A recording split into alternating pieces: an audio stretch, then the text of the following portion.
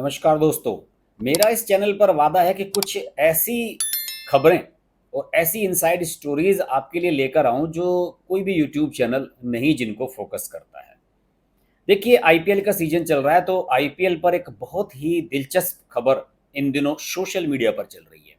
Main stream media इस पर लिखने से बच रहा है, लेकिन इस समय एक जबरदस्त प्रतिद्वंदिता क्रिकेट के मैदान में चलती हुई नजर आ रही है। हालांकि अब आईपीएल प्लेऑफ्स में पहुंच चुका है और ये तय हो गया है कि गुजरात, चेन्नई, लखनऊ और मुंबई इंडियंस, ये चार टीमें प्लेऑफ्स में पहुंच चुकी हैं। विराट कोहली की टीम एक बार फिर से प्लेऑफ्स में पहुंचने में विफल रही। हालांकि लास्ट के 2 मैचों में विराट कोहली ने ताबड़तोड़ सेंचुरी भी लगाई, लेकिन इसके बावजूद भी उनकी टीम का प्रदर्शन उस स्तर पर नहीं पहुंच सका जिस स्तर पर उम्मीद की जाती थी। और आरसीबी के लिए एक बहुत बड़ा सेटबैक भी रहा है कि Virat Kohli as a player, as a captain कभी टीम को जिता भी नहीं पाए।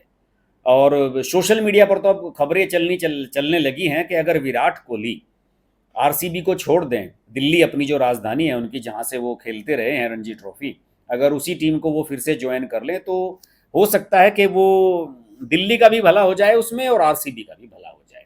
लेकिन यहाँ मैं बात विराट कोहली पर करने के लिए नहीं आया हूँ, बात करेंगे रजत शर्मा पर। बहुत बड़े पत्रकार हैं, आपकी अदालत जैसा बहुत बड़ा शो चलाते हैं और रजत शर्मा को पत्रकारिता में एक बड़ा नाम माना जाता है। हालांकि रवीश कुमार जैसे लोगों की अगर बात करें तो वो भी गोदी मीडिया का हिस्सा हैं, नरेंद्र मोदी के ज़बरदस्त सपोर्टर रहे हैं कभी एक समय, लेकिन अब वो बात नहीं रही जो बात पहले हुआ करती थी।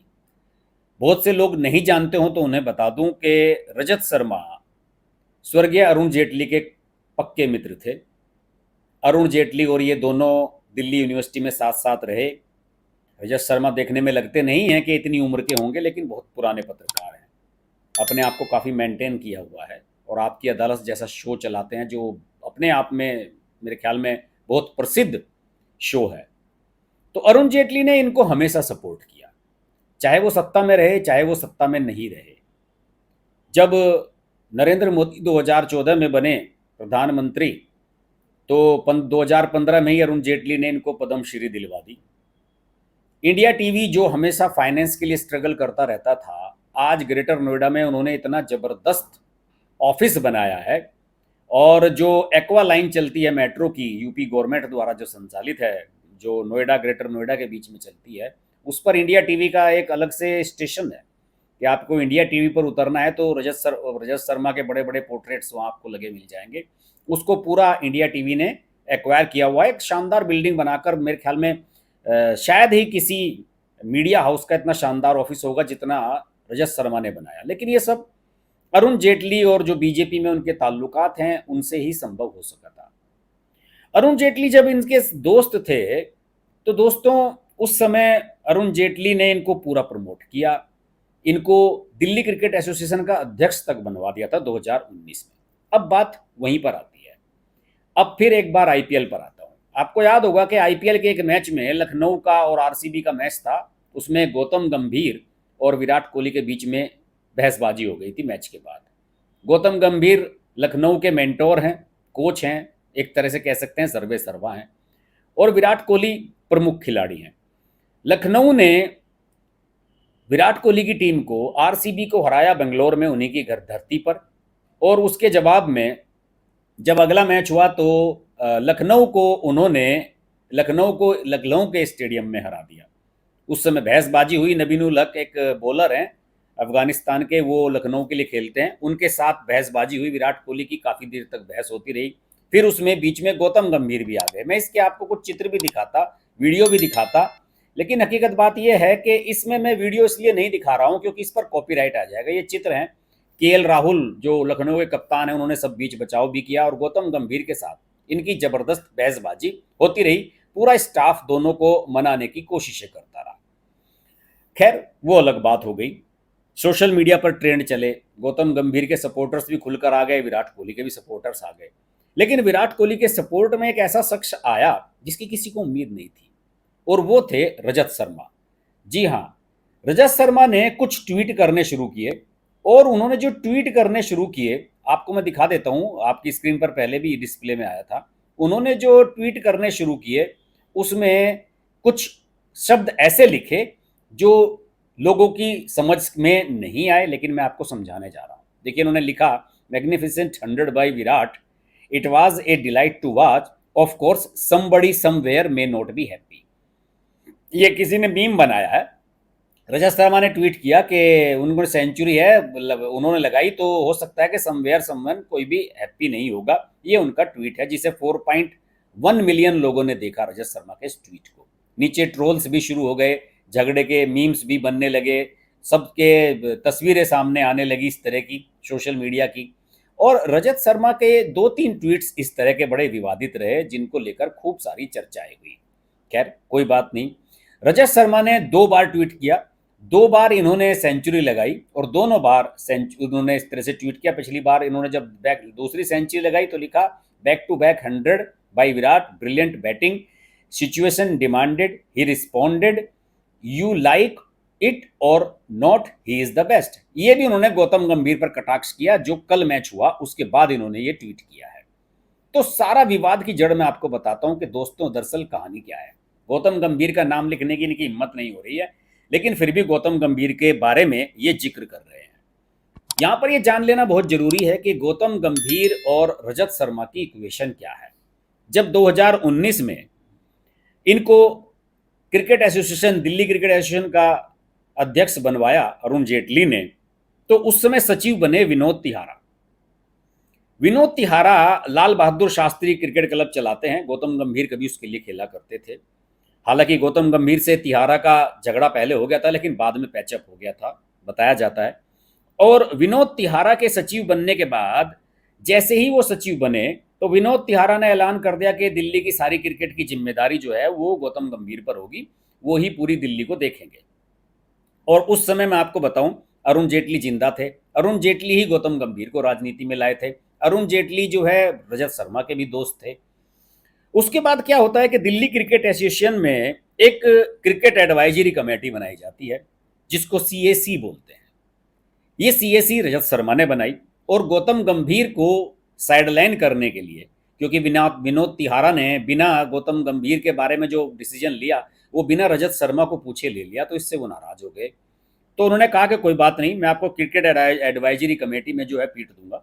उन्होंने 3 लोग उसमें शामिल किए, पूर्व क्रिकेटर राहुल सांघवी, वीरेंद्र सहवाग और आकाश चोपड़ा, जो इन दिनों टीवी पर कमेंट्री भी करते हैं। ये दिल्ली के ही क्रिकेटर रहे हैं, आजकल बंबई में रहते हैं, अभी जियो सिनेमा पर आईपीएल के दौरान कमेंट्री कर रहे हैं।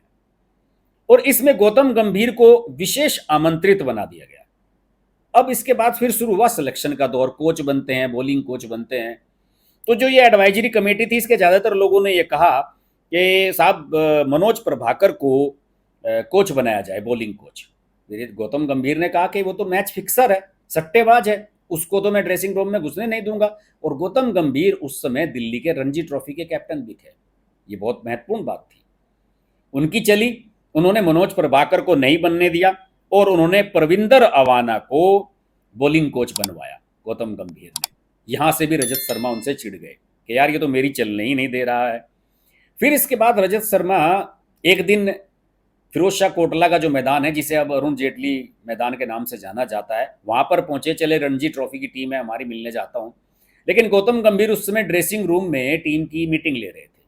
तो बताया जाता है कि जब रजत शर्मा अंदर एंटर कर रहे थे, तो गौतम गंभीर ने कहा कि प्लीज आप बाहर रुकिए, वेट कीजिए, अभी टीम मीटिंग चल रही है। कप्तान गौतम गंभीर एटीट्यूड वाले कप्तान है। विराट कोहली भले ही आरसीबी को कभी नहीं जिता पाए, लेकिन इन्होंने केकेआर को 2-2 बार जिताया हुआ है आईपीएल। तो और वर्ल्ड कप के दोनों फाइनल जो इंडिया ने जीते हैं, 2007 का और 2011 का, T20 वाला भी और 50 ओवर वाला भी, दोनों में हाईएस्ट स्कोर थे, आप सब जानते हैं। जिसमें धोनी ने 6 लगाया था, उसमें गौतम गंभीर 90+ रन बनाए थे, हाईएस्ट स्कोरर थे। तो उनकी क्रिकेट की काबिलियत पर कोई सवाल उठा ही नहीं सकता। इंटरनेशनल लेवल पर टेस्ट मैचों में 5 लगातार सेंचुरी बनाने का रिकॉर्ड गौतम गंभीर के नाम है, और पाकिस्तान के खिलाफ तो जमकर खेलते थे। पाकिस्तान के ट्रोल्स का भी जमकर जवाब गौतम गंभीर देते रहे हैं। बहरहाल रजत शर्मा को ड्रेसिंग रूम से इन्होंने निकाल दिया, और साथ ही जब इनका पंगा बहुत ज़्यादा बढ़ गया एसोसिएशन के साथ, तो गौतम गंभीर ने मिड सेशन में ही 2019 में संन्यास भी ले लिया था। बाद में फिर वो राजनीति में आए और सांसद भी बने। तो उन्होंने उनके पास समय भी नहीं था, तो सांसद बनने के साथ साथ उन्होंने इस सबसे संन्यास लिया था। आपको ध्यान होगा आईपीएल के सीजन में भी बीच में ही छोड़ दिया था, और फिर उसके बाद शायद श्रेयस अय्यर ने कप्तानी संभाली थी दिल्ली की। गौतम गंभीर को ये लगा कि भाई मैं अब उतना डिलीवर नहीं कर पा रहा हूँ खेल में, इसलिए नई टीम को, नए लोगों को सामने आना चाहिए। तो ये सारी कहानी बनी दोस्तों। तो गौतम गंभीर ने अपमान किया रजत शर्मा को, रजत शर्मा इसी वजह से उनसे चिढ़ते हैं और विराट कोहली के बहाने उनको ट्रोल कर रहे हैं। देखिए, जब रजत शर्मा अध्यक्ष बने थे क्रिकेट एसोसिएशन के, तो सहवाग के नाम पर एक गेट था, वहाँ पर गौतम गंभीर के नाम पर कुछ नहीं था, और विराट कोहली के नाम पर भी एक स्टैंड बना दिया गया। लेकिन गौतम गंभीर जैसे सीनियर खिलाड़ी, और जो बहुत लंबे समय तक जिन्होंने भारत की सेवा की, रणजी ट्रॉफी के लिए खेले, दिल्ली क्रिकेट को बहुत कुछ दिया, उनके नाम पर कुछ नहीं था। लेकिन बाद में क्या हुआ, रजत शर्मा का पंगा हुआ। रजत शर्मा के खिलाफ जो इनके सचिव थे विनोद तियारा, उन्होंने पूरी जो काउंसिल थी, जिसको कहते हैं अपेक्स काउंसिल, जिसमें ट्रेजरार और सारे पदाधिकारी होते हैं एसोसिएशन के, वो सारे इकट्ठा हो गए। उन्होंने कहा कि रजत शर्मा का व्यवहार खराब है, इसे हटाओ। रजत शर्मा को ये लगा कि भाई आपके खिलाफ लॉबिंग हो रही है, आपके समर्थन में कोई है नहीं, तो रजत शर्मा ने चिढ़कर इस्तीफा दे दिया। लेकिन रजत शर्मा ने जो इस्तीफा दिया, उन्हें लग रहा था कि ये सब लोग मुझे मनाएंगे, लेकिन किसी ने मनाया ही नहीं, और इनको बाहर का रास्ता दिखा दिया गया। बाद में मध्यावधि चुनाव हुआ, और रोहन जेटली, जो अरुण जेटली के बेटे हैं, जो अभी भी दिल्ली क्रिकेट एसोसिएशन के अध्यक्ष हैं, वो बाद में दिल्ली क्रिकेट एसोसिएशन के अध्यक्ष बने। तो ये कहानी तो है गौतम गंभीर से चिढ़ने की। अब इनकी हिम्मत नहीं हो रही है कि गौतम गंभीर का नाम ट्वीट में लिख दें, अखबारों के कटिंग्स शेयर कर रहे हैं, अखबारों में उनके खिलाफ खबरें छपवा रहे हैं। गौतम गंभीर के खिलाफ मैं कुछ और चीज़ें भी आपको दिखाना चाहूँगा, और दिल्ली के कुछ अखबारों में उन्होंने खबरें भी छपवाई हैं इसको लेकर कि रजत शर्मा ने ट्वीट किया गौतम गंभीर का, उसमें नाम नहीं लिखा। ये पंजाब केसरी अखबार है दिल्ली का, इसमें ये खबर भी इस पर बनाई गई थी, और इस पंजाब केसरी अखबार पर रजत शर्मा ने गौतम गंभीर ने केस भी किया हुआ है मानहानि का, कि ये मेरे खिलाफ जानबूझकर मानहानि की का केस शायद किया हुआ है, और ये जानबूझकर खबरें इस तरह की छापते हैं मेरे अगेंस्ट। ये मामला कोर्ट में चल भी रहा है। तो अब रजत शर्मा जो है दोस्तों अपनी सिर्फ खिसियाट निकाल रहे हैं। हकीकत बात तो यह है कि अब उनकी बीजेपी में कोई नहीं सुनता। अरुण जेटली के निधन के साथ ही उनकी बीजेपी में घुसपैठ खत्म हो चुकी है। आप उनके पुराने ट्वीट्स देखिए, इस ट्वीट को अगर मैं छोड़ भी दूं, आप उनके हाल के ट्वीट देखिए, अब उन्हें शाहरुख खान से सहानुभूति होने लगी है, और वो अब पूरी तरह से कांग्रेसी हो चुके हैं। आपको याद होगा कि न्यूज़ 24 जो चैनल है अनुराधा प्रसाद का, रविशंकर प्रसाद की बहन और राजीव शुक्ला की पत्नी, उनका जो चैनल है वो भी पहले पक्का भाजपा ही था। 2014 में टुडे चाणक्य का जो एग्जिट पोल आया था, उसमें सबसे ज़्यादा सीटों की भविष्यवाणी की गई थी और मोदी जी जीत कर आए थे। लेकिन उसके बाद रविशंकर प्रसाद उनकी सेटिंग सरकार में नहीं करा पाए, तो इसलिए वो सब कांग्रेसी हो गए, राजीव शुक्ला और उनकी पत्नी अनुराधा प्रसाद। अब कुछ ऐसी स्थिति रजत शर्मा की है। आजकल रजत शर्मा के जो ट्वीट हैं वो कांग्रेसियों को बधाई देते हुए नजर आते हैं। ये देखिए, यहाँ उन्होंने सिद्धरमैया को बधाई देते हुए ट्वीट किया है, डीके शिव कुमार को बधाई देते हुए ट्वीट किया है, यहाँ देखिए, और शाहरुख खान के समर्थन में उन्होंने वीडियो बनाया। वानखेड़े और का जो मामला चल रहा है, समीर वानखेड़े और शाहरुख खान का, उसके बारे में इन्होंने पूरे शाहरुख खान के बारे में एक माहौल बनाने की कोशिश की है। ये सारी चीज़ें पब्लिक डोमेन में है, आप देख सकते हैं कि शाहरुख खान के मैसेज देखेंगे तो आपके रोंगटे खड़े हो जाएंगे, एक पिता की गुहार आपको रुला देगी। मैं सही बताऊं आपको, रजत शर्मा का अब बीजेपी से मोह भंग हो चुका है। अरुण जेटली के बाद उनकी चल नहीं पा रही है, इस तरह के काम कर रहे हैं। बागेश्वर धाम बाबा जो हैं धीरेन्द्र शास्त्री, उनको इन्होंने अपने शो में बुलाकर अपमानित किया। सारे सोशल मीडिया पर वो खबरें चली, रजत शर्मा को उसके लिए क्रिटिसाइज भी किया गया। शाहरुख खान से अब इन्हें सहानुभूति हो रही है, तो इनका जो है वो बदल चुका है मामला। अब रजत शर्मा जो है कांग्रेसी होने की तरफ बढ़ चुके हैं, या वामपंथी कह सकते हैं, मुझे नहीं पता, लेकिन बीजेपी में अब इनकी सेक खत्म हो सकती है। और गौतम गंभीर बीजेपी के दिल्ली से सांसद भी हैं, तो इनका पंगा गौतम गंभीर से बहुत पुराना है। मुझे लगा कि रजत शर्मा जो बार बार ट्वीट कर रहे हैं और सोशल मीडिया पर ट्रोल करने की कोशिश कर रहे हैं, हालांकि गौतम गंभीर का पलड़ा भारी रहा, विराट कोहली की टीम नहीं पहुंच पाई। विराट कोहली नो डाउट बहुत बढ़िया खिलाड़ी हैं, लेकिन एटीट्यूड की कमी है, इसमें कोई शक नहीं है। जूनियर खिलाड़ी से के साथ झगड़ा करना उन्हें शोभा नहीं देता, और ये अच्छी बात नहीं थी जो भी विराट कोहली ने की।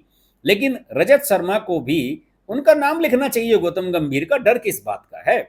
इस तरह से ट्रोलर की तरह रजत शर्मा क्यों कर रहे हैं? इसलिए क्योंकि अब बीजेपी में उनकी नहीं चल रही है, उनकी कोई सुन नहीं रहा है, उनसे अपमानजनक तरीके से इस्तीफा दिल्ली क्रिकेट एसोसिएशन से लिया गया था, तो इसलिए रजत शर्मा की खिसियाट गौतम गंभीर पर साफ नजर आती है। मुझे लगा कि ये पूरा मामला आपको बताया जाए, शायद किसी ने यूट्यूब पर इस मामले को आप तक ना बताया हो।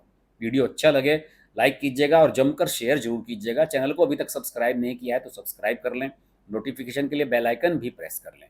फिर ऐसे ही किसी धमाकेदार खबर के साथ आपके पास आऊँगा। नमस्कार। Hi, this is Pooja Bedi, and I'd like to say that I'm deeply grateful to Harsh for his wonderful, wonderful and courageous reporting and the fact that he always stands up for what he thinks is right. Thank you, Harsh, for all the support and all the love, and rock on. Everyone who's watching this, don't hesitate to press the like, share, subscribe button on his channel.